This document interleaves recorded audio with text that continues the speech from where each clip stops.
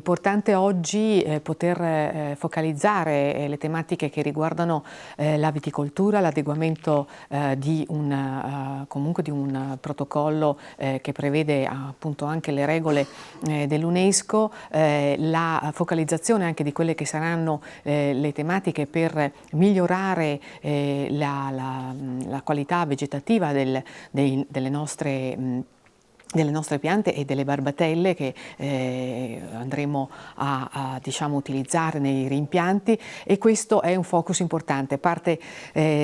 con l'anno nuovo e parte con questo aspetto legato alla viticoltura. Quindi riteniamo che sia di grande importanza oggi ricondurre qui gli attori più importanti del nostro territorio e di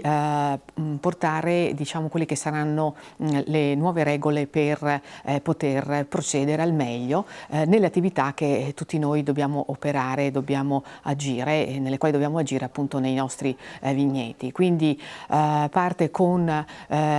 una focalizzazione anche sulle tematiche importanti come quella idrica, come quelle legate al protocollo di gestione sostenibile del vigneto, quindi la sostenibilità importantissima, e quindi mi auguro che insomma tutti ne avranno beneficio oggi da questo nostro incontro. Banca Preppi San Biagio è chiaramente a fianco dell'agricoltura e degli imprenditori agricoli, essendo una banca del territorio.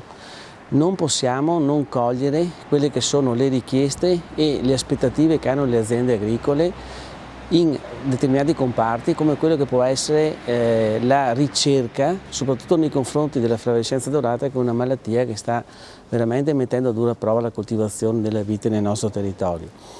L'incontro di questa sera è importante perché vede coinvolti attorno allo stesso tavolo, abbiamo organizzazioni di categoria, associazione UNESCO, il consorzio della DOCG, abbiamo anche poi il mondo della ricerca e ci siamo anche noi come banca. Come banca noi finanziamo il mondo della ricerca e camminiamo passo a passo con quelle che sono le innovazioni, ma soprattutto stiamo molto attenti ad ascoltare i messaggi che arrivano dal territorio, ma soprattutto le esigenze che nascono dal territorio. Preservare questo territorio, che adesso ha avuto anche il riconoscimento UNESCO, è importantissimo per tutta l'economia, quindi non solo per l'azienda agricola, ma per tutto l'indotto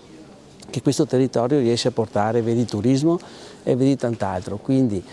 è importante fare squadra, è importante essere nel territorio, è importante condividere, è importante credere in quello che i nostri imprenditori stanno facendo. È positivo che il Consorzio di tutela della DOCG abbia deciso di organizzare questo incontro un po' con tutti i nostri produttori vitivinicoli, e sarà l'occasione appunto anche per raccontare l'iter che ci ha portato all'aggiornamento del disciplinare. Il disciplinare nasce appunto insieme alla candidatura, quindi